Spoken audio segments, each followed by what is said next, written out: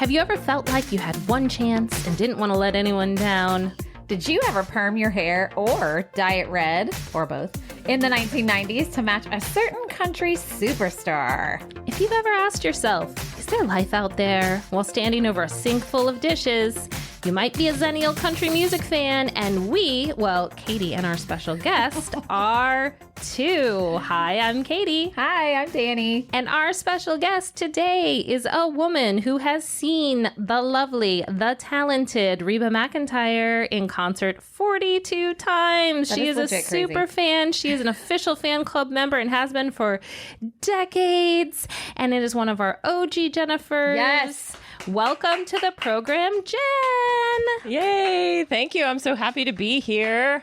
Yes. Well, we love Jen. We're always talking to her about, she's had a zillion circlebacks and that's what I know. And her wife had one too the other day. Yeah, Tiff had one as well. I was so excited for her. I as soon as I heard it, I was like, "Oh my gosh, you got a shout out in the Taco Bell episode." Yes. I'm so glad that people feel important. It's true. And I need to be kept in check with my Star Crunch situation, you know. I know. There's Star Crunch everywhere. You totally got shamed a lot for the Star I did, of all things. It's like I couldn't find this thing. Wow. I was at our Publix the other day. There was like 20 boxes, and I thought of you for sure. I found them now. I found them now. So anyway, I will never not have Star Crunch. But Jen knows a lot about a lot of things because she's a Xennial. So she, like all the things we talk about, she's like, yeah, I'm right there with you, has a story about it, whatever. But I can't remember how we exactly connected on Reba, but we were talking about something, and maybe I was talking about Reba on the show or something, and Jen reached out to Danny and I and said, oh gosh, like I'm a huge Reba fan.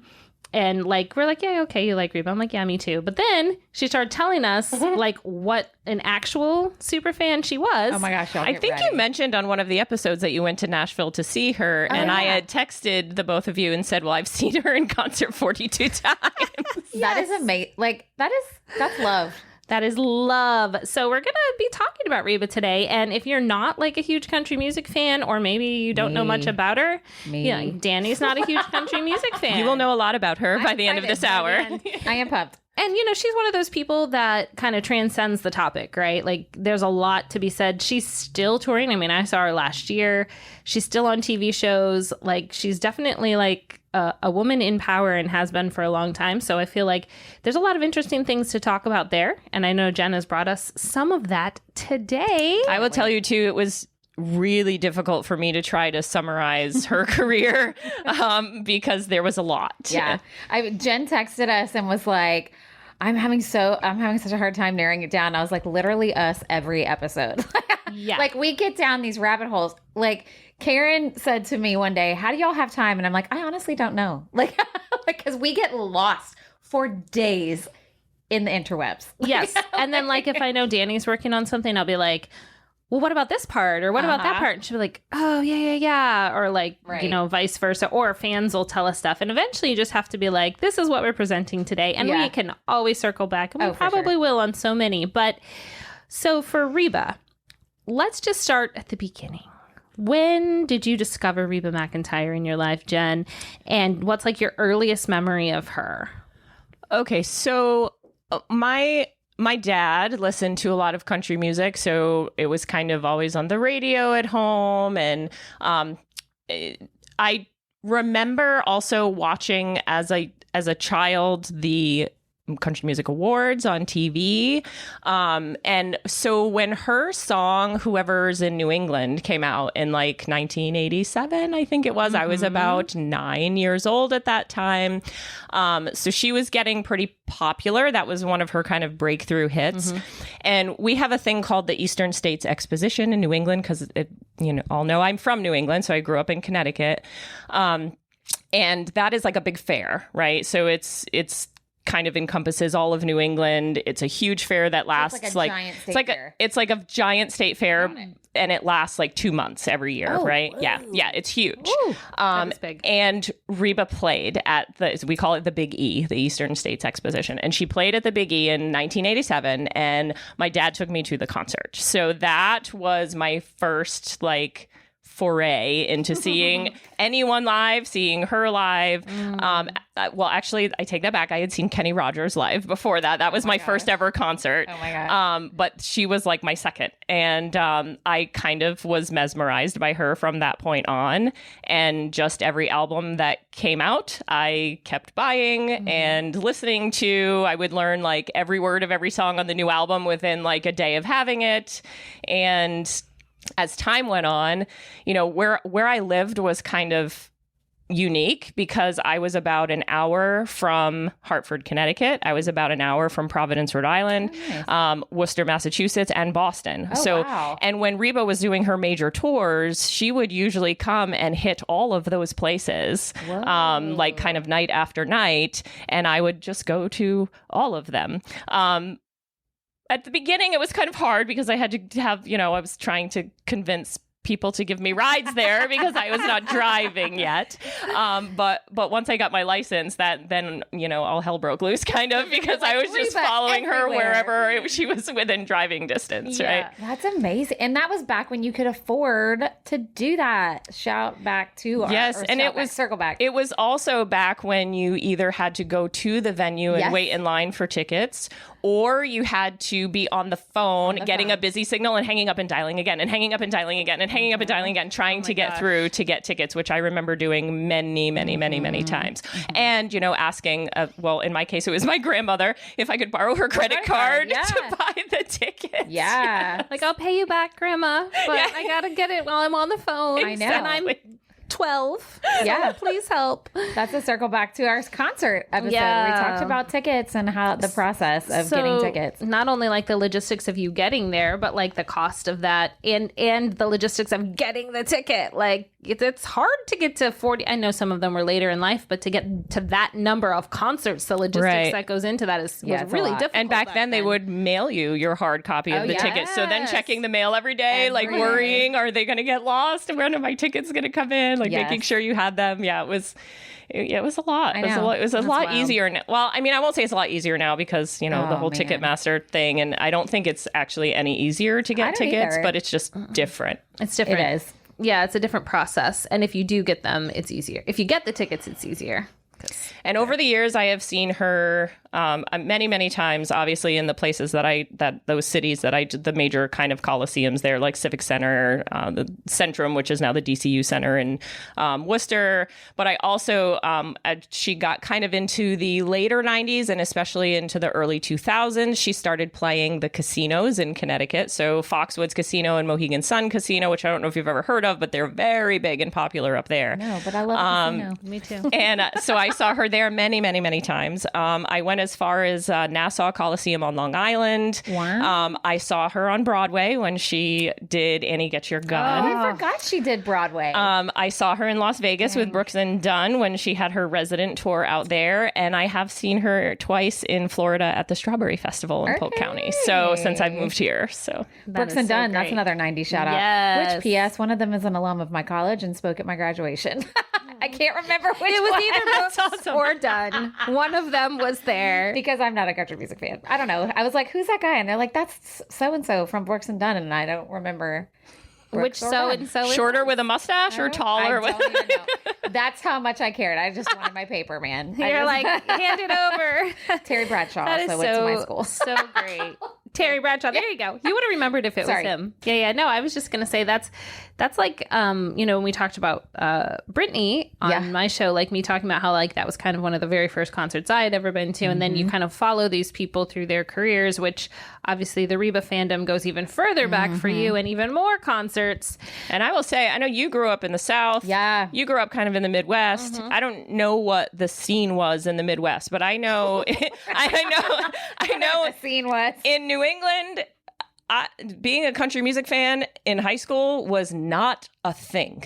Like there was me and my best friend, and I can't even remember a single other person in my entire high school that listened to country music, and it was definitely a source of bullying for me. Wow. I think looking back on it, the nickname Reba was meant mostly in good spirit, but there was definitely a handful or more of people that it was meant mean-spirited. So your nickname was Reba. Oh, that's my teachers called me Reba. Because, I mean, honestly, okay, so Jen is a redhead, just like Reba, and she showed us pictures of her back. You did look like her, though, for real.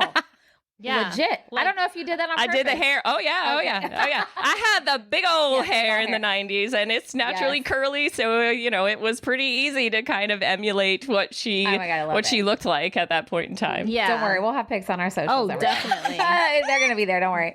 Definitely. Whether Jen likes it or not. No, she is. She's down. She's down. I mean, it's one of those things where maybe it's not Reba today, but it's, the kids, you love what you love. Right. And good for you for being out there and being like, yes, I do look like Reba, and I do love Reba, and I'm going to go see her 4 times this weekend, And unfortunately, when we have close ties to something that's maybe not considered popular, that's what happens. I mean, that happens as adults too, but certainly as teenagers. Well, I'm glad that did not dim your love for Reba. I know you brought us some more info on her, so I kind of probably know in and out of some of the stuff you're going to say, because I know a decent amount about her myself. And Danny's going to have a lot of questions, but she does have ties. I do have ties. Do we want to? Yeah, they're really quick. Short. Okay, they're short and basic. They're tiny ties. You go ahead, and I'll do a quick tie as well. So, so first I will say, Jen, today I tried to wear something country themed. Okay, she's looking at me like you failed. But not necessarily. But I don't have anything country themed because I'm not country. But I am from Louisiana. Tons of people in my high school listen to country music. Okay, that was a thing, especially in the 90s, because it was the Garth Brooks and all this thing. Anyway, I do have on a Louisiana sweatshirt, and I do have on a hat that says Epley Farms, because that's my dad's family, who are farmers, and the farm's been in the family for over 100 years. So that's the closest country. That's all I got. Anyway, my mom and my sister loved Reba. My mom loved country music. I was forced to listen to it growing up all the time. And I did have a short window of time where I liked country. I don't remember if I liked Reba's music or not, but Jen gave me homework to listen to all these songs, and I started listening. I was like, oh, I know this. I can remember sitting in the station wagon hearing the Reba songs. And I actually watched her show. She's funny. Oh, yeah. I used to watch her sitcom just for whatever, and yeah, that's it. That's my Reba ties. And interestingly enough, since probably, I don't know, 2000 maybe, let's go 2000, 2001, 2000, something around there. I haven't listened to country music since then. What? Really? I don't listen to country music at all now. I don't like modern country music. If I'm going to listen to country music, I will pick the Spotify playlist 90s country, right? Okay. Because that's where I really listened to it and where I really liked it. I do like a lot of artists from the 90s. I was a Garth Brooks fan, Brooks and Dunn, Martina McBride, kind of getting into that stuff. But I did not continue to listen to country music into my adulthood. That is interesting. And you know what? My mom used to listen to late 80s country music. That's her favorite. And she still does listen to that. Like Randy Travis. Oh, yeah. And Travis Tritt. George Strait. And George Strait. Yep. So I had to listen to that nonsense all the time. Sorry, no offense. No offense, everyone. I am not going to yuck your yum. I am not going to do it. But that's interesting how we kind of I feel no matter what genre of music you listen to, your golden era of music, you always go back to. Yeah. Right? And what's completely ironic to me too is now, we have Facebook, we have social media, so we're connected to pretty much everybody, right? Oh, yeah. And so many people that I went to high school with that would have 100% made fun of me for listening to country music, posting at a country music concert. And I'm like, I was just before my time. You were progressive. That's what it was. Yes. Progressive music listener. So I've talked on the show before about how my parents didn't really listen to music at all at home. And that's true. But I remember I had a friend named Amanda when I was in 2nd and 3rd grade, and her family did. So I first heard Reba at her house, and it was a cassette tape, and I want to say it was Whoever's in New England. I think it was that one, because it had Whoever's in New England, Little Rock. Yep, that's the one. Rock. a version of Respect. Was that on there? That was actually on a little bit of a later album. Yeah. Later, okay. Yep. And so I remember listening to it there to the point that I asked my parents for tapes. So like I remember listening to her on cassette to start. And I kind of had to go back like to some of the earlier stuff. And then there was like a video that she came out with. Well, she had music videos. She was a pioneer for music videos. That's actually one of the things that I was going to talk about a little bit was how, she was one of the, especially with country music videos, she was one of the first to really kind of grab onto the idea that that was going to be big and that was going to be a way to really tell the story of the song, visually. Yeah. Yeah. And I remember her, when you had me listen to those songs, I was like, I remember this video. And Whoever's in New England was her first music video. Okay. Oh, like that trivia. So I had another friend then named Nicole, and her family also was really into it. And her mom was really into it. And they got a VHS that was like 5 of her music videos. And it was Fancy, You Lie, Rumor Has It. Is There Life Out There? Probably. That had Huey Lewis in it. Yes. Yes. Oh, Life Out There? Yes. That was one of her. Because there's the scene where she's reading I Know Why the Caged Bird Sings. Yes. To her, yep. And there was one more song on it. I can't remember which one. I don't think it was Whoever's in New England, but it was something. And I just remember watching the video over and over and over because I loved like her acting. I loved the stories it was telling. Like Fancy obviously is a whole story in and of itself. And then even Is There Life Out There? It was like she was a mom and there's her husband and like doing the dishes. Think of how many people identify with that, right? God. I actually listened to that song yesterday because I was like, okay, I haven't actually listened to Reba in a little while. And I'm like, I need to refresh my memory here, right? So I was just kind of scrolling through like her discography and just picking out some songs that I knew I liked. And, you put that song on and now as a 40, almost 6-year-old woman listening to that, I'm like, oh my God, I can, I was a teenager when this came out and I didn't really identify with what she was talking about in that song, but man, does it hit home now, right? Like how many regrets do we have or things that we wish we would have done or things that we wish we could do? Not that we want to leave our family or what we've created or not that we don't love our life, but just kind of thinking like, what else is out there? What else is there that I could do, right? Yeah. I don't know if I'm skipping ahead, but I'll just go ahead and say this. I took notes on my phone for each song you made me listen to because I was like, I don't know if she's going to ask me about this. So I'm going to make sure I'm prepared. But that song, Is There Life Out There? I remembered that song because I'm pretty sure my mom listened to that over and over again, which I don't know what that says, but I mean, I'm a mom now, so I get it. But I was crying. I'm like literally crying because that hit home so hard for me, especially because I was remembering being a stay-at-home mom of young kids. And I remember that video. And it's hard, right? When you're a mom of young kids, it is hard. It is hard. And my husband was active duty military, so I was alone a lot. We had no family. Sometimes I had friends, sometimes I didn't. It was me and me. And I didn't want to be doing that. I wanted to be working. I wanted to be doing other stuff. But that's what you have to do. And then, you have all these questions that she's singing about. And I was like, oh, my God, this is why I don't listen to country. It's too real, like the emotions and the lyrics. But seriously, it is, I will say, from a person who is not a country music fan in general, I will say the old country music like you're talking about from the 90s, 80s is such good storytelling. Most of the time. Sometimes it's yes. It's very good storytelling. And that is why I don't like to listen to it sometimes because it's very sad and it gets you all in your feelings. So while we're on that subject, do we want to talk about the songs I gave you for homework now, or do we want to wait until later? Hey, you're driving this train, so Well, I mean, we're kind of talking about Is There Life Out There? So sorry, okay. I totally messed up your order. No, it's fine. So I gave you 4 or 5 songs I think last night to talk about, and y'all already know these songs. So I some stuff. So that song. Should we tell people what that song is about if they're like me and they have no idea what it's about? Well, that's why I'm going to tell you why I gave you. So first of all, the songs I picked were all from the 90s, which because this is, a Xennial podcast. Yes. And so I tried to kind of keep in, I mean, obviously Reba's music goes well into, she's still recording today. Exactly. But I tried to kind of stay with that era since it's, kind of what you guys are all about. But I wanted, and I'm going to ask Danny first because she's not the Reba fan. I just wanted to know. So first of all, so we talked about Is There Life Out There? And, I picked that just because of how it hits home differently now than it did at the age we were when the song came out, right?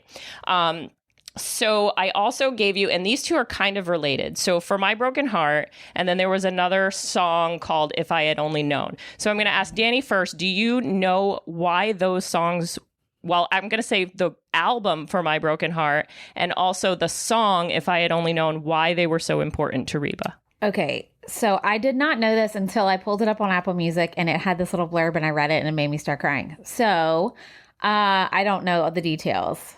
But so just let me backtrack a little and tell people what that song is about that we were just talking about. Is There Life Out There? Yeah. It's about a mom who gets married and has kids young. And basically the whole song is like, is there life out there? I don't remember all the lyrics. So much she hasn't done. Yeah. Is there life beyond Her family and her home. Yeah, it's basically like the what ifs that we all go through. Not that you want to leave or whatever, but you're just wondering what if as a mom, especially when you have... And that's literally the lyric, right? Yeah. She doesn't want to leave. She's just wondering, is there life out there? Yeah, and I think it's so hard to explain to people the real meaning of that song unless you are a parent, especially a mom. Not that your dad, like you dads out there don't feel it, but I feel like it's different for women. I'm sorry. Anyway, so that's what that song is, just so we tell. So, okay. So those two songs you just mentioned, Jen, For My Broken Heart, I definitely remember my mom listening to this one. It's so depressing and sad. And then If I Had Only Known, I didn't even listen to the whole song because it made me so sad. I had to stop listening. I don't remember that one, but when I looked that one up, on Apple Music, it said she wrote this album after like 8 members of her tour group died in a plane crash. So in 1991, she, in the 90s, she really started traveling by private jet to her tour. She was probably one of the, I would say, first or, pioneering artists to kind of start traveling that way rather than by bus. And for some reason, her band was going ahead of her. So she was supposed to leave, I think, later that day. It was foggy. They took off in San Diego. There was some sort of pilot error and they ended up hitting the side of a mountain and everybody on board perished. So she lost basically what she would consider 8 of her family members. I mean, she had been, she basically lives with these people. She's performing with them every single day and at once, right? So the next album that came out was For My Broken Heart. So If I Had Only Known, if you, had listened to the words, is basically a song, and I'm going to try not to get emotional, but y'all look it up. Basically, it's, if I had only known this is the last time I was going to see you, what I would have done differently, right? Or things that I would have appreciated, right? So, and I'm going to ask, I know you probably won't know the answer to this question, but I am going to ask Katie because she's a Reba fan. What was the only time she performed that song live, and what was the reason? I think this might be totally wrong and I might be confusing things, but was it after the after the space shuttle disaster? No, she performed it at a memorial for the Oklahoma City bombing. Okay. Yeah. I knew it was a memorial for something different, and it was the only time she's ever been. And otherwise, she does not sing that song live because it's just too much. It's very, well, like I was saying, like the storytelling, like it's almost too like part of emotional healing and part of grief. So like, and that was what, then I was just going to say, that was what the entire album For My Broken Heart was for her. Yeah. And you can tell if you listen to some of those songs. It's a sad album, it's very but sad. she was sad and she was grieving. And that was her way of helping herself heal and get through that time. Wow. So. And I think too, like also when you use your pain to create art, sometimes that helps people later that you don't even know about go through their pain. So many people identified with songs on that album. So yeah. Absolutely. So, I was a mess. I was cleaning my house listening to this. So while we're on kind of the sad subject too, did you listen to She Thinks His Name Was John? Yes. And I do remember that song as well, which again hits different when you're older. Yep. Right? Because I remember listening to it as younger. I was like, oh yeah, that's sad, whatever. But I'm like, oh man, yeah. That one, let me see what I wrote down about it. I remember this. Oh, okay, this is sad. It was a sad song, but I was like, I think this was in a movie or something. I remember my mom and sister loving it. Maybe there's a hot guy in a video, question mark. She had a video for this song, but I don't know if there was like a different video, and I don't remember a hot guy. But I mean, other than like the guy that she had the one night stand with in the song, he was probably hot. One night stand guy in a music video, probably. But then I was like, maybe it was like in a movie. I swear. So, anyways, I meant to Google it and then I forgot. So to me, one of the things that makes this song so important is that, remember, you know, in the 80s was really when the AIDS epidemic started, and it was so stereotyped as a gay man disease, right? Yeah. And so for Reba to come out with a song that is about a woman who is just a normal, regular woman growing up, you know, in her young age, going out and doing what young women do and having a few too many drinks and making a mistake and having a one night stand and not being safe about it and then contracting HIV. Right. And, you know, at that point in time, now it's different. We have a lot of treatment now that people can live successfully with HIV, but back then it was kind of a death sentence, right? Yeah. And so that's really what that song is about. And when she talks about, you know, she'll never know love, she'll never have children, she'll never, because she had a one night stand. And I remember in the 90s when her tours were huge, there was a very emotional song. She did perform that in her tours during the 90s, and she would start just in kind of, I think it was like a black dress or whatever, just standing in the center of the stage. And as she sang the song, there was a lift under the stage and it would lift her up. And there was an AIDS quilt that kind of ended up coming out like and being like her dress basically, but that she was like attached to. And it was pretty powerful. Wow. No, that really says a lot. And maybe you'll get into some of this as we're talking, but I assume she's ruffled feathers from time to time with some of her progressive viewpoints. Well, especially in the country music world, because they tend to be pretty conservative-ish. For sure. And that's, you know, when we start kind of talking about her rise, that's part of her being a trailblazer, right? Because when something wasn't going the way she liked it, she just fired everybody and started over or did it herself. Yeah. Well, hey. Okay. All right, girl. Yes, Reba. All right, fiery redhead. Were there other songs, or should we go to the I mean, I had Fancy in there, but I mean, Fancy is just because Fancy is Fancy, and that's like her iconic song, right? And I that's feel like kind of people know that song whether they know country or Reba or whatever. They know that song. Child prostitution. Yeah. You know, well, it's hard to forget. It's like you don't know Dolly, but you know Jolene. Yeah, exactly.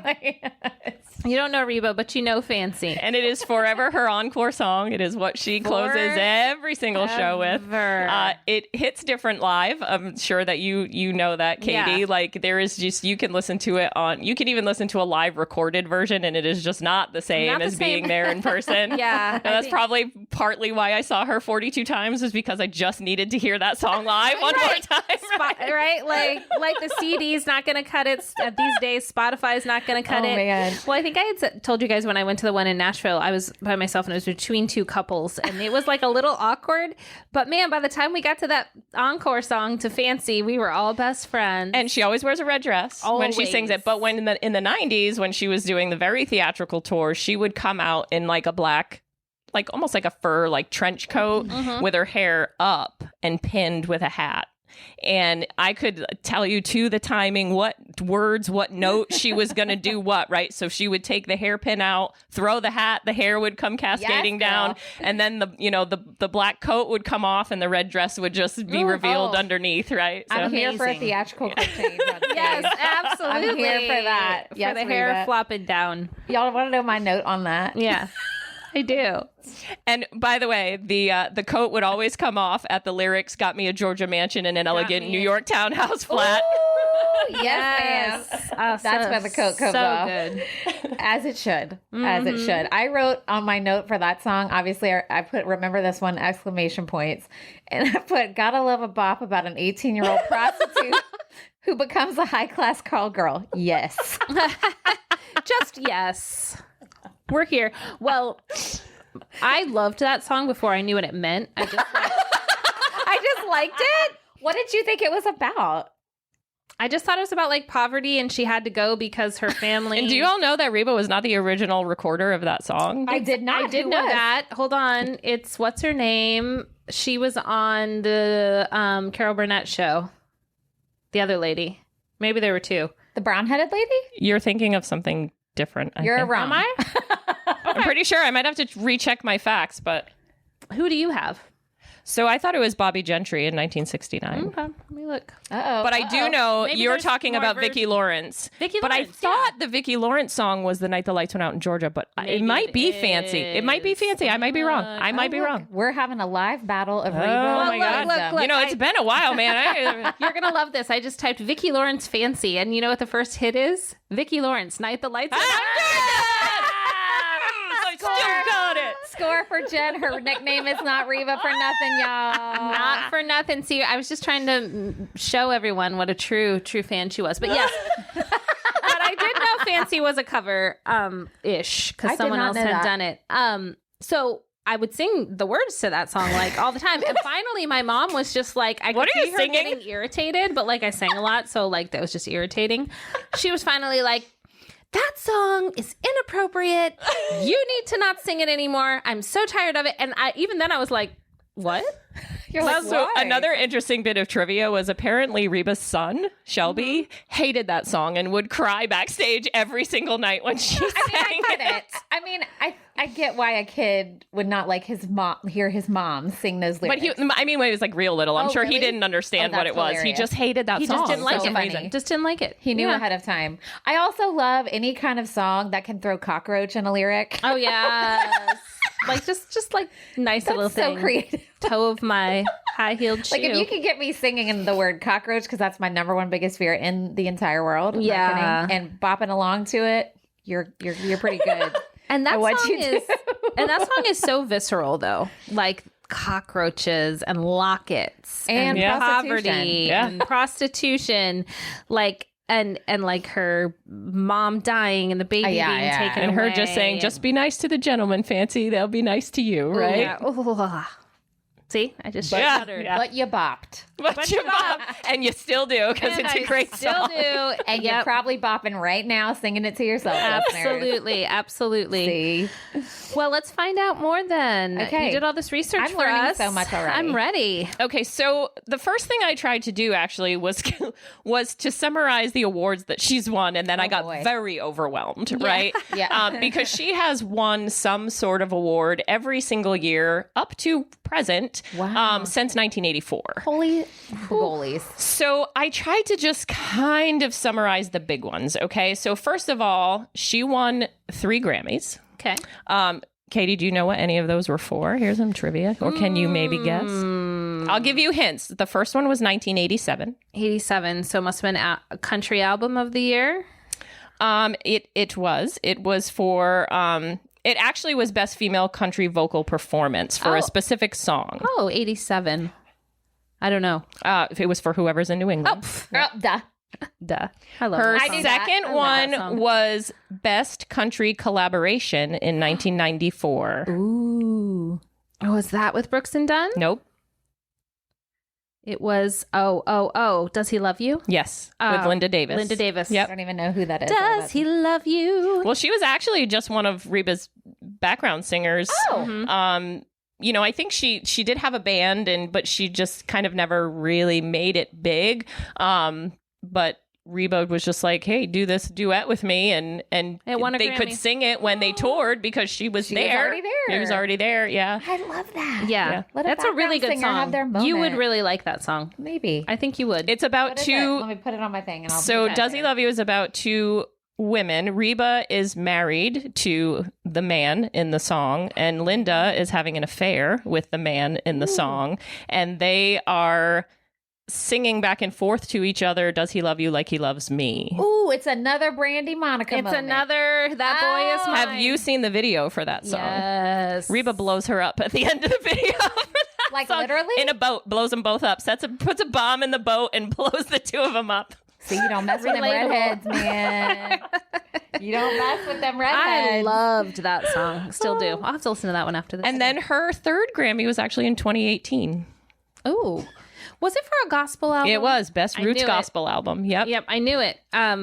The only reason that is even in my mind is because she talked about it at the concert I was at in 2023, and she had a whole gospel portion. I don't know if she has done that at concerts you're at. Did she have like a gospel when I saw her section? at the Strawberry Festival, she had just I don't know, just started or had been recording gospel music, but she did sing not a whole section, but a couple songs definitely. Yeah, that's the I think thing. she had Back to God out at that point, which is one of and I'm pretty sure I remember she sang that live. Yeah. Okay. So those are the 3 Grammys she has, and those are the only. I mean, I know she has.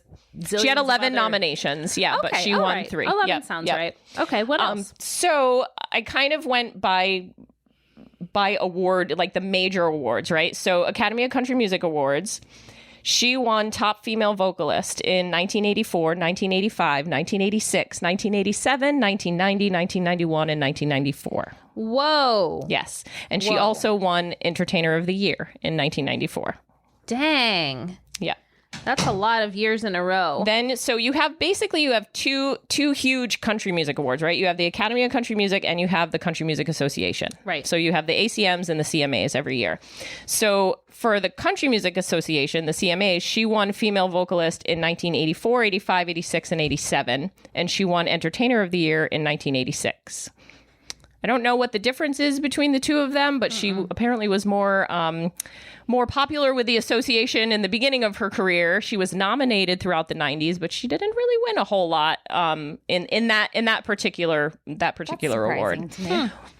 Well, yeah, I was just saying Danny had stepped out. But sorry. That's okay. The ACM, she won Top Female Vocalist in 1984, 85, 86, 87, 90, 91, and 94. Dang, girl, you go. Yeah. Okay, so then we have the Billboard Awards. She won Female Country Artist in 94 and 97. She won Favorite Country Album in 91, 93, and 95. American Music Awards. She won Favorite Female Country Artist in 88, 89, 90, 91, 92, 93, 94, 95, 98, and 2004. Dang. Where did she put them all? I know, right? She's got to have a whole house just for that. And the People's Choice Awards. She won Favorite Female Country Performer in 92, 94, and 95. And here is the one that really gets me. She won Favorite Female Musical Performer. Now think, People's Choice Awards, Favorite Female Musical Performer. This encompasses all genres of music. And she won that in 1992, 93, 95, 96, and 97. You know what? Wow. Like, as a performer, all of us are performers. I think that award would mean so much to me more than the other ones that all these free because it's fan voted. Because it's people are choosing you out of all the people they're voting for. And I mean, okay, it's kind of a popularity contest, but whatever. Like, you win. That would done. You love me. You really love me. Like, seriously. Seriously. Yeah. She also won the People's Choice Award for Favorite Female Actress in a TV Series in 2002. I mean, her show is funny. Her show is really good. It really is. My mom is actually, I called my parents like 2 days ago, and I was talking to my stepdad on Father's Day, and I was like, what are y'all doing? He's like, oh, well, me and your mama just finished watching an episode of Reba. And I was like McEntire's like, yeah, we just started watching her show. I've never watched it, and they were streaming it. I was like, how ironic that you guys That's so funny. I'm about to talk about this. Yeah. So she's also won, she won a lot of song album. Like, I just couldn't get into it. It was just too much. Yeah, it's a lot. And she's, over the years had humanitarian awards, lifetime achievement awards. She was the Billboard Woman of the Year in 2007. In 2011, she was inducted into the Country Music Hall of Fame. She's also in the Hollywood Bowl of Fame. And she is the only country female artist to have #1 hits spanning 4 decades. The only one. The only one. Not even Dolly. I'd say Dolly. Not even Dolly. Yep. Dang. The only one. Wow. That's amazing. That's pretty amazing. Yeah. I mean, geez. Oh, and in 2018, she was honored by the Kennedy Center. Yeah. Okay. That's awesome. For her, very, very cool. her, what is it? Contribution to American culture. Love that. Ooh, talk about an award that would be also amazing to have. I think the People's Choice one, but also thank you for contributing to our culture in a positive way. Maybe we'll win that one day. We probably will. For this podcast. That's what I'm saying. That's what I mean. You never know. I mean, You know, you never know. Awesome. So that's like obviously a zillion more awards than that, but that's an encapsulation. Yeah, that's kind of just the big impressive so 4 ones. decades. So it sounded like you were starting to say awards in the early 80s. So let's yes. So her first award was 1984. Okay. So I know a little bit of this. Where did she come from?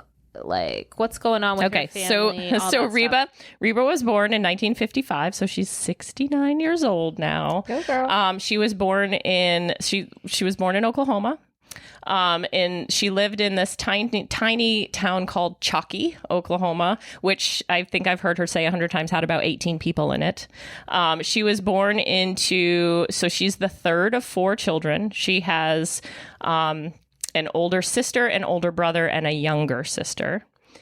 She was born into a rodeo family, basically. So her father owned a cattle ranch. He was also a champion steer roper. So they spent a lot of time as children traveling to, national, state, whatever rodeos. She also rode horses and was very, proficient on horseback. She did some barrel racing, if you know about that, right? That's cool. Yeah, that's when you ride a horse as fast as you can around barrels in a cloverleaf pattern. So fun. But her mother loved to sing, and it had always been her mother's dream to be a singer, but obviously it never panned out. But while they were stuck in the car driving back and forth to all these rodeos on these long road trips, her mother taught the children how to sing and how to harmonize with each other. So that was kind of where they started singing, was with each other. She would tell stories about like when they were at home and they would be singing. So they would be, singing some song or practicing some harmony. And her mom would come out of the kitchen with like her spatula in her hand and be like, nope, that one was a little off. Reba, you need, your harmony was, do it again. And she'd walk back out. That was Katie this morning. I was like, I'm not going to say anything, but yeah. I just like pop into the room. Hi. Let's back it up a couple measures, guys. So when Reba was in the 9th grade, her and her siblings formed a group called the Singing McEntires. Oh my God, that's so cute. And they went around and sang at rodeos and restaurants. Bars as soon as she could get into them, right? And so in 1974, Reba was chosen to sing the national anthem at the National Finals Rodeo. And in the audience at the National Finals Rodeo that year was a man named Red Steagall, who was a country music singer back in the day. And he approached her afterwards and said, I think you should make a demo and I want to help you do it because I think you have the potential to be a star. Nice. And so he helped her make a demo. She went with her mom, drove across the country to Nashville. And there's a story that she tells about how she would make all of these excuses for stopping, right? Like, because she was nervous and she wasn't really sure she wanted to do it. And she kind of kept hesitating. And she tells a story about how her mom stopped her and said, Reba, if you don't want to do this, we will turn around and go back home. But just know that if you do this, that I'm living my dreams through you. Oh, and she said, "I like that though." It's like, oh, but yeah, I don't like that. But she said it was the kick in the pants that she needed, I think, kind of to make her want to go do it. And she tells the story with fondness, right? Because she and I think moms know like how to challenge whatever kid it is in front of them. Yeah, but don't you think that like I don't like it when parents tell kids that like I'm living my dreams through you because like. I don't. First of all, I know what you're saying. I mean, like, let them have their own pressure. Like, I guess because we all have kids that are performers, and none of us are like this. But I have seen parents be show parents or dance moms or right, and they're living literally what they wanted to do through their children, which is not okay because that's. Right. That makes their stuff about you. I think the key part of that sentence, though, was we'll turn around and go home if you want to. Right. Like it was definitely her dream and she wasn't going to push her to do it if she didn't want to. She was just saying, Yeah. this, like you're having a chance I never had. Exactly. Yeah. You'll be fulfilling a dream that I was never able to fulfill. To go through. Basically. Yeah. Which is a little different wording. That's a little bit different, but I don't know the meaning. Yeah, but that makes sense. Yeah.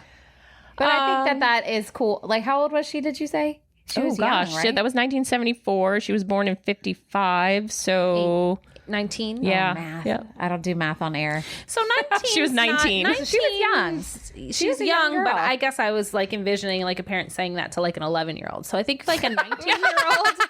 I think a 19-year-old's a little different too, because I think I would say to my kids at that age, and even the age they are, my older ones, maybe in different words, but like this is a huge opportunity. Yeah, like that not everyone gets. So Well, like you don't have to do it, but think about it. Yeah. Like, because I never had this opportunity. And I've had that same conversation with, Maddie, my daughter, because, her being in musical theater and I grew up in a very small town in Connecticut that didn't have, I didn't even have a community theater really near me to even get involved in. And I didn't have a theater program at my school. And, so just I tell her all the time, you are so lucky that you have these opportunities, because I didn't have that when I was young, and I didn't get to follow my dreams necessarily the same way that you are going to be able to do that. So. I tell Cooper that too. Like, I'm like, because we live, for listeners who don't live around here, like we live in a very cool area where there is endless opportunities for performers of all ages. Honestly, I mean, community opportunities here, there, everywhere. Yeah. And it's amazing. Like, it is just amazing. And I tell Cooper the same thing, like, bro, I didn't have all this. Yeah. Like, I mean, so don't forget how lucky all of you are. Absolutely. Yeah. Like, not everybody gets, because for them, they're like, oh, here we go, la, la, la. Like, it's like, no, not everybody gets that. Yeah, totally. But anyway. To just like understand the opportunity. So, yay, Reba, 19, goes to Nashville. Right. So she gets to Nashville. She signs with Mercury Records. They like her demo. Her first album, well, it wasn't right away. Her first album came out in 1977, so it was a few years later. Took a bit. But she talks a lot about how in the beginning, it was very, you were told what to sing, you were told what to wear, you were told how to act, you were told basically everything by the men who ran the country music business, and which we hear from lots of artists. We do. And just in country. She didn't love that. Right. Of course. Who would? So, and I actually wrote down a quote that she had in, I think it was in one of her books. She said, as a woman, you don't complain. You work twice as hard. You do your job. You try to outsmart them. You try to outwork them, and you get there first. Boom. Dang. Truth bomb. Yeah. So it's kind of like, at least at first, she was accepting of the confines, but also like, how can I use it to my advantage? Right. So she did what she needed to do to get further in her career. And then in 1984, she dropped Mercury Records because she was tired of being told what to do. And she signed with MCA. Okay. Which gave her a little more creative control. However, in the late 80s, she still was kind of irritated at the confines that she was under, and she dropped everybody and basically started her own entertainment company and started producing her own stuff. I love that. I love that too. And she married her manager too at that point. Well, hey, little boost. it happens. I mean, you're together all the time. Yeah. Why not? Yes. Why not? So a little bit of her romantic history too. So she was actually married once. So she married this man named Charlie Battles back in the 80s. He was also a rodeo star. I mean, that just sounds like a rodeo name. Yeah, Charlie Battles. But he didn't like the stardom stuff. He wanted her at home and to have babies and do all of those things, and she was like, no, I'm not really into it. I'm kind of like, hi, I'm Reba. Yeah. I don't know if you realize like who I am, but I don't do those things. Exactly. Charlie Battles. So they ended up divorced, and then she met Narvel Blacksock, who was I actually, I'd have to look up. I'm not sure which came. I think he was her manager first. I think so too. And then they got married. And the one son that she does have is with him. An interesting kind of bit of story too. Kelly Clarkson was discovered on American Idol, but she had said that Reba was her idol growing up, right? And Kelly ended up marrying Reba's stepson. Get out. Narvel Blackstock's son from his first marriage. Really? Yes. Yeah. Yep. They are since divorced. They've but gotten divorced. she did end up being family with Reba, which was kind of the craziest thing. All of her children are with him. 2 or 3 kids Kelly Clarkson has are with him. Yep. That is wild. Can you imagine? Like, it's like, well, I was going to say it's like Katie Holmes when she married Tom Cruise, but it's totally different because that's super creepy and weird. But And this was more appropriate. never mind. That was more appropriate. But like to be like, not only get to meet Reba, but like literally she's at your wedding. she's like, hey, mother. She's like kind of your stepmom. Grandma to like your kids. Like Correct. what? Or your mother-in-law, I guess it would be. Your mother-in-law. Oh my gosh. Wild. That's wild. I love me some Kelly Clarkson. And I know too. that they have a great, I think they have a great relationship, Kelly and Reba. Yes. Like even after the divorce and all that, like they're still very, very close. I believe Reba is still close with her stepchildren as well. She considers them her Yeah, children. because you don't divorce of children. course. No. That's Right, what, right. you know, Troy and I are both from like divorced families, but that like he's still very close with his stepmom. Like you don't, that's what it's you family. don't divorce kids. You It's just family. don't. Unless Yeah. there's something toxic or abusive going on. Correct. But if it's like they cared for you and raised you, any hand in that, then, it Right, stays right. that way. Good for you, Reba. Yeah. So she married Narvel in 1989. They had her son Shelby in 1990, which now he is a race car driver. Okay. Yeah, that's what. I'm not really I didn't really follow him too much, so I don't know like what race car I love that circuit his or name like is Shelby. That's so southern. So southern. My son Shelby. My son Shelby. I love it. And now she's dating because she's divorced from Narvel. That was, I don't remember what year, but quite a few years back they got divorced. And now she's dating the actor Rex Linn, who, if you have seen the show Big Sky on, I think it's either ABC or CBS, I can't remember. That's a recent show, and she stars with him in, I think only the second season. She was comes in the second season. Yeah, but he plays opposite her in that show. Yeah, he's kind of like the patriarch of the show, kind of, or no? He's is he actually like a villain. He's a villain, and she kind of is too. Yeah. Ooh, is he older than her? Maybe by a little. I didn't she look just up looks how really old he great. is. But I love that he calls her Tater Tot. Oh, that's hilarious. And if you watch The Voice at all, Reva's first season as a coach on The Voice, what she gave the people who ended up on her team was Tater Tots. Get out. I love it so much. Well, now Danny and Reba are kindred spirits forever. I Because you love brought in fried potatoes. Yeah. Fried potato That's it. products. Forget everything else. She loves Reba. So other than her music career, because she has 33 albums in her discography, Wow. right? Yeah. 33. Yes. She also did her stint on Broadway in 2001. So fun. She played Annie Oakley in Annie Get Your Gun, which she is quoted as saying was the hardest work she ever did in her life. For real. Yeah. Believe it. She also had a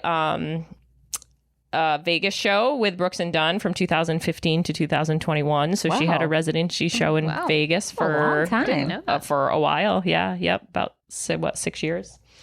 She's also written 3 books. So you'll notice in my I can't wait till we'll we talk get to about that. the letter, We're gonna do that but next, 'cause I can't that wait. was her first book that was just coming out that year that happened. So she wrote kind of an autobiography. She wrote one that was in 1994. She wrote Comfort from a Country Quilt in 1999. Oh, the first one was Reba, My Story. And then she also wrote Not That Fancy just last year in 2023. I'm going to have to read these. I love me an autobiography. I actually have not read I have not read the most recent one, so I'm going to have to get my hands on that. Yeah. That's kind of all I really had great. about her, kind of how she career. came. That's a lot. How she came So to. much. Well, I know you're going to tell us a little bit about this thing you brought with you, but we kind of hinted at it earlier, some of the struggles she had and how she got like ticked off and like just fired everyone and started her own company. I don't know that I've ever heard of any like specific feuds she's ever had with anyone in country music. Like, is there any sort of like anything like that? That's kind of one of the big things about Reba is she has, I kind of always use the word classy to describe her because she has at times been a ruthless business person, but she has always done it with style, I guess. You know, she never really made any huge enemies that I know of. She like I said, she did start her own entertainment company called Starstruck Entertainment because she wanted full creative control over, over her career. And then she started branching out into other things. You know, she did when she got into acting, her first movie was Tremors with Kevin Bacon. I love that movie. Yep. And then she did, that was in 1989. And then in 1990, she did The Gambler Returns with Kenny Rogers. Oh my gosh. Yes. She has done a bunch of made-for-TV movies. She was in the series Buffalo Girls as Annie Oakley, which is kind of what led to the Broadway role. She had her TV series. Yeah. She also had, like, they tried to reboot a TV series for her. I don't know if you remember. Probably, I don't know, it was probably 5 or 6 years ago. There was a sitcom called Malibu Country that it really didn't take off. Like, they did the pilot season and then it didn't get renewed. But it was cute because it had Lily Tomlin played her mother. Oh, I love Lily So Tomlin. I actually really enjoyed the pilot season, and I was kind of bummed when it didn't come back because I love Lily Tomlin. But yeah, I do too. Awesome. And then, she's done, like I said, she's done made for TV movies. She was in a Lifetime movie recently called The Hammer, where she played a judge, which was pretty cool. I saw a preview for that. It was really good. I really want to watch that. It's good. And then most recently in Big Sky. Yeah. And then obviously now she is doing The Voice. Yeah. So that's kind of the most recent thing. That's so great. So we've kind of just talked, you were just mentioning she's classy. She kind of transcends all these different forms of media. Right. But why do you think, like, what's the appeal of Reba? Like, why do people like her? Why was she so influential in country music? I think she was as important as she was. I think, first of all, flexibility and adaptability, right? I think that she was able to not, not get stuck in, she wasn't afraid of change, I think. So, when she saw music videos were becoming big, she was on it. I'm going to pioneer music videos. When she saw there was a way for her to get her name to maybe other people that didn't listen to country music in the acting realm, she was there. She got her name out to the people who followed Broadway because she went and did that, right? So she was constantly evolving herself and changing to keep with the times and keep current and keep fresh and always have new material for her fans to be able to see and digest, right? So it wasn't like, and I'm not going to say anything negative, but I feel like some of the other country music stars were very kind of, this is what I do, right. I sing, and I'm kind of, this is just, I'm stuck in my ways kind of thing. And there wasn't as much moving and jiving and adapting and kind of figuring out like where is the industry going and how can I stay at the front of it? Yeah. I think that's the difference between someone who's maybe like, has a hit album and someone who's a superstar. Yeah. That lasts for decades. Yeah. Like we say that about Cher. Cher's always coming back, but it's similar. She's always like, you evolve. She did techno music. She does her regular music. She's an actress. She's been on TV shows. Like she's all these different places, and like you said, that's how you pick up different kinds of fans. Shoot, we can't even get our one TikTok video up because we're like, we don't know what's going on. Well, we're not Cher and we're not Reba, but I'm inspired by this. We are by what you are saying right now about Reba, because it's like, don't be afraid of like trying those things. And it sounds like she had a TV show that didn't do so well, but that's okay. Yeah. She still got out there, and there were people who enjoyed it, and maybe people who saw her for the first time. For doing that. And one of the things you had asked me was why I think she's so important. Yeah. And I think, she really was one of the people who led the way for female artists of all genres today, right? So, and we were talking about Kelly Clarkson. She was one of Kelly Clarkson's idols growing up. She was one of Taylor Swift's idols growing up. Taylor Swift started in country music. And so I think that she was one of those women who decided, no, I'm not going to let men tell me what to do, and I'm not going to just fit the mold and do the status quo and what people expect of me, and I'm going to do what I want to do, and I'm going to do it the way I want to do it, and I'm going to figure out how to make that happen. And so she was able to kind of set the stage for a lot of these big women superstars that came behind her to have that groundwork set and kind of set the stage that no, women can do this, and we're not just going to do what men are going to tell us to do all the time. So what you said about her media company made me think of Taylor Swift, because we think we have all these Taylor's versions now of all her music, because she got to a point where she was like, I just want to own all my stuff. I don't want anybody to own the rights to anything that I've written. I don't want to do it the way you tell me to do it. So she essentially bought everything back. Yeah. Yep. Good for her. Redid it, re-released it, added the lyrics that people told her she had to take out. So like if you're little tip listeners, if you're on Spotify and you want to listen to a Taylor Swift song, look for Taylor's version because you're supporting that, not what she did before. And that was interesting to me that like that was a big deal. And the Chicks did that too. Right. Formerly Yep. the Dixie Chicks. They were so tired of like being told what to do and like all the kind of discrimination against them and their views that they eventually just said, forget it. We'll just make our own albums. We'll just record them on our own, release them on our own, promote them on our own, do our own concerts because they were tired of it too. So to hear that Reba did that in the late 80s, early 90s, whatever you said is really interesting to see kind of the path that other people have taken now on that route. Wow, that's really great. Okay. So Yay. Fan club stuff. Fan club. Oh boy, here Tell we go. us about this piece of nostalgia that you have brought with you today. We will have pictures. Don't worry. Oh, yes. So when you're, and I was telling you guys this earlier, but when you're a teenager, you do things that as an adult you think, what the heck was I doing? Because we have no frontal lobe. We have no frontal lobe. I'm gonna go buy Reba a birthday present because she's surely ever gonna care that, like, right?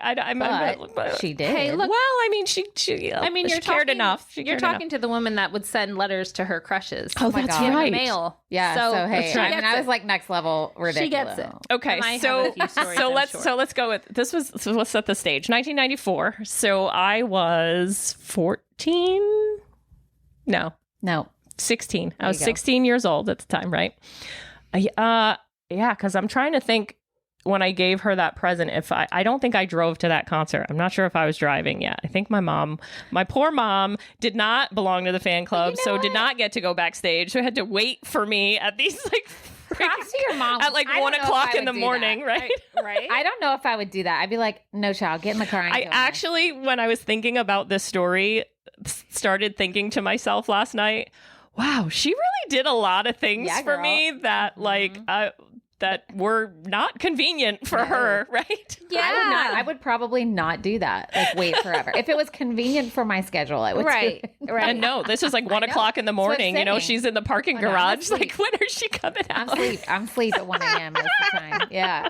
But anyway, yay. So Jen's anyway, so I go to see, so Reba had a fan club, right? Uh-huh. So, and all you had to do was, and I don't even think you had to pay. So you just it wrote was a letter free. or something, You just yeah? you had to fill something out and mail it in because, Yeah. we didn't have like the internet No. back then, right? No, So, no, no. Interwebs, but yes. once you joined, you got a quarterly newsletter mailed to you in the Fun. mail, which had like all of her like, news and what's happening and pictures and all of this stuff, right? And we'll actually get back to these newsletters in a little while because I'll have another story about what that led pen to. pal? The pen Oh, pal. can't wait. Yeah. So, anyway, we would get these newsletters, and also as part of the fan club, if you had tickets to a concert, you could sign up once a year to go backstage for a meet and greet with Crazy. Reba, right? Can you imagine? And That does not happen no more. Free, too. Yeah, well, that's she wild. ended up, and I don't know exactly what year, but she did end up stopping it because it got to the point where there were so many people backstage. Sure. Like, you couldn't even have it backstage anymore. Like, they literally would have it in the concert venue because there were so Wow. many people there.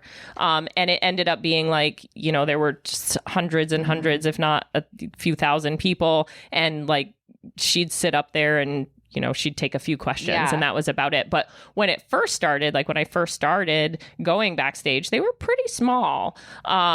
This one probably had maybe 100 people backstage or so. That's small. It was pretty small when you consider think about it. Yeah. So anyway, so the letter was from April. So I know I went to see her in March, Okay. and her birthday is in March. Okay. So, and of course, being this super fan that I was, I would watch every interview I could ever find. We'll have to talk. Remind me to tell you about my Reba room and all of the stuff I had. Oh, But boy. anyway, so in these interviews, she would talk about, someone had asked her one time, like, do you collect anything? And she had said, well, I really like like centerpiece bowls for my table. Which is so 90s and 80s. Right? Yeah. I like bowls to put things on my table. Yeah. And on top of that, she also owned a thoroughbred farm. So now we're also going to go back to some nostalgia of the Hallmark store, right? Yes. So here I am as my But little... that used to be like the fancy place where you go to get fancy presents. Yes. So here I am as my little 16-year-old self in the fancy cute. Hallmark store looking for a present for Reba, right? That I'm going to bring to the meet and greet because it's her birthday when I go see the concert. Can you please help me, cashier at Hallmark store? So I end up finding this centerpiece bowl that has thoroughbred horses on it. And I'm like, oh, yep, that's it. I don't even know. I spent all my money on this damn bowl, which God knows that it probably ended up God knows and then you where. carried this bowl to the concert? I wrapped it. I carried it with me with a birthday card. The whole concert. You Whole held 9 the yards. bowl. Yeah. I love this. I love Went this backstage so much. after, raised my little hand, told Reba that I had a birthday present for her. I brought it up. Of course, the big burly security guard steps forward and is like, "I'll take that," right? Yeah. But he opened it with her kind of watching. like from a safe distance, Which right? still never happened today. Yeah, Never. But she was just thanked me for it, said it was amazing, blah blah. Of course, I had included a birthday card, which of course in case Reba ever wants to reach out to me because we're going to be BFFs, I put my address in there, Sure, right? why wouldn't you? Right, exactly. So about, I don't know, a week and a half later, I am checking the mail at my house. And now the first thing I saw, I remember, the first thing I saw when I pulled this out of the mailbox was the back of the envelope, which this particular thing, it just says Reba and it has a Nashville address on it, P.O. Box, right? That was the same symbol you would see on fan club related material, right? Okay, yes. okay, gotcha. So like when you That was got like her logo. It was her logo. Yeah, basically, right? So I saw that and I'm like, oh, I got something from the fan club. And then I turned it over. And there's like, so I'm trying to describe it for you. There is like a drawn picture of Reba on horseback with a cowboy hat on, and she's like throwing a lasso, and the lasso is like where you can write the address for where you're sending this, and it's handwritten, my name and address, right? And I'm like, what in God's creation is this, right? So I tell you, I pull this out of my little 16-year-old self pulls this out of my mailbox, and my heart is beating so fast. My hands are sweating. I'm like shaking. I'm like, what is this, right? So I open it up, and it is her own personal stationery. And so on the front of it is, now she's off the horse, and she's like sitting on a rock writing her little letter, right? So, but you open it up, and it says, and it's dated April 10th, 1994, right? Dear Jennifer, exclamation point. And she even spelled my name right with one N, right? That's really Says, something. Thank you so much for the beautiful dish. I love it. I hope you enjoy the new CD and the book, because at that time, I believe it was the It's Your Call album that was coming out, and her autobiography, Reba My Story. And it says, love, Reba McEntire. Wow. So all handwritten, not typed. It's all handwritten. All handwritten. That I love stars that take the time to really appreciate their fans. Do you know what I mean? I do. Because, and they still do that nowadays, don't get me wrong, but I feel like for a superstar to have taken the time, not only to like sit down and send you something, but like she hand wrote it. Yeah. And like she probably knew this 16-year-old is going to lose her mind. And I will tell you, I had so much Reba stuff, and sadly, there's some personal kind of, I don't want to say tragedy stories, but most of it was stored at my grandmother's house. And when she passed away and my uncle sold the house, I just wasn't around to be able to get there to get the things that I wanted to keep, and most of my stuff got thrown away.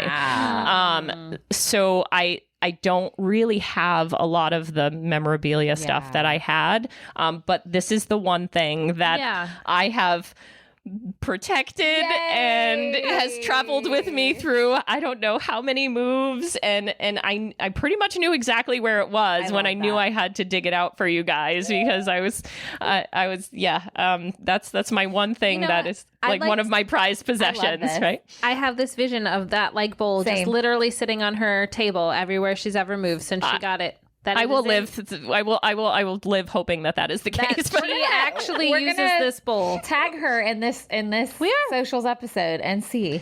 Maybe we can do. She'll be like, I remember that. We'll do a little snippet of just this. That girl had hair just like me. That's right. That way she doesn't my have little to dig. 16-year-old twin. Yes. Oh, we'll definitely tag her. Oh, and you never know. You never know, y'all. Because that is so specific. Right. And at a time when that fan club wasn't as big, that might be a memory that she has. You know, you figure, they meet so many fans. They blah, blah, blah. You never know. Which the other thing I brought with me is my high school class ring. This is great. Which has, interestingly enough, it has my name on one side, Jen, with some little ballet shoes because I was a dancer, right? And on the other side, it actually says Reba with a cowboy hat. Let me see. Because that is what everybody called me, including my teachers. And I love that you just claimed it for yourself. You go. I did. That was my name. That's how I answered to that. The only thing I was called was Ricky Lake, and I did not enjoy that. What? Wait, I can see it. I know, I do look like her. And I really looked like her back in her talk show days because we had the same haircut. Yeah. But I didn't want to be called Ricky Lake. The only other celebrity I have ever gotten is Molly Ringwald from The Breakfast in the Breakfast Club. That. You're more Reba. Oh, yeah, but if you saw pictures of me when I was younger, you might see it. But maybe. But now that my hair is really short, you don't see it anymore. But yeah, interesting. Nobody ever told me I look like anyone. I was waiting. No, I got when I was like a young adult, I would get Lori Loughlin, Aunt Becky from Full House. Oh yeah, a lot. I can see that. Yeah, I can see that. Totally see that. That's really it. Really? The only other one I had was Lacey Chabert. Do you remember? Yeah. Like her Mean Girls days. I could see that. When I was young. Not now. Yeah. But yeah. Anyways. Yeah. Wow. Okay, so I have a Louisiana story. Yay. Yeah, right? Okay, so going back to this fan club and the newsletters that we used to get, right? So I remember on the back page of the newsletters, there was a section called Pen Pals, right? Oh, I was waiting for the story. This is going to be the best way to end this literally would episode. be people who just wanted a pen pal, and they would send in their address to be printed in the newsletter, and all it would have is the address and the age of the person, right? So I would peruse it, and, there was another girl from Louisiana that was exactly my age. And of course, now being in New England and having only one other person that listened to Reba or was a fan, I was like, yes, I want to meet other people my age that actually like her, right? So I wrote, this girl's name was Danielle. Danielle Williamson, and I believe her married name is White. But so if she ever happens to find this podcast, I'll give her a shout out. Shout out, Danielle. So she lived in Spring Hill, Louisiana. I have no idea where that is. So it is near Shreveport. Okay, North Louisiana. Yeah, yes, north. Yep. So I started writing to her, and we with just over our mutual fandom of Reba, and then we would start. We did phone calls, which back in the day was so funny because this is long distance, so it's not free to call, right? So I would be very timed, like you have 30 minutes that you can talk to her on the phone, and then you must get off because it costs too much money, right? Yeah. So we started talking, I don't know, maybe at least once a month. We probably knew each other that way via letters and phone calls for about a year, right? And then I believe it was between my sophomore and junior year of high school. So probably around 94, right around that time, 93, 94. She asked, and her parents asked if I wanted to come spend a month of my summer vacation with them. So crazy. The crazier part is that my mother put me on a plane to Louisiana to people she had never met before in her entire life. Also, a month in the summer in Louisiana is a nightmare. It's so I actually don't remember that part. But you live in Florida now, so it's the same. It's the same, except worse. But I also can't believe that I got on a plane by myself and flew to Louisiana. I mean, both wait. This is how parenting was back then, guys. I'm not kidding. That was our lives. She talked to her mom on the phone. Was like, "Yeah, she sounds legit." Just sent me off. She sounds like a real person. Right, bye. And it's like you wouldn't have even had a cell phone to no way to check in. You have to no way to track me. Have a landline or not. She did not hear from me until I called her from the house when we got back. When we actually got to her house from the airport. Can you imagine? No, I would never let my kid do that. And you had a great time, didn't you? I had an amazing time. See, and that's what's so interesting, right? Because it's I feel like our kids aren't as independent as we were. We just talked about that. We were just talking about this. What a culture shock for me, man, right? So first of all, like North Louisiana too. I had never, ever in my life had people make fun of the way I talk until I went down there. And I'm like, wait a second. No, you all talk funny. What's this y'all stuff? Funny. Like, I never had said y'all in my life. I mean, why would you? Yeah, why would you? And the other one that I always made, that always got me was, we're fixing to go to the store. Oh, yeah. And I'm like, fixing to? Like, what? And you were in North Louisiana. So North Louisiana dialect is very different than South Louisiana dialect, which is where I'm from, like, which people don't understand. And so it's like Texas. All the different regions of Texas sound different. So North Louisiana is the very typical Southern accent that you would think of when you think very of thick Southern accent. Countrified, like Southern.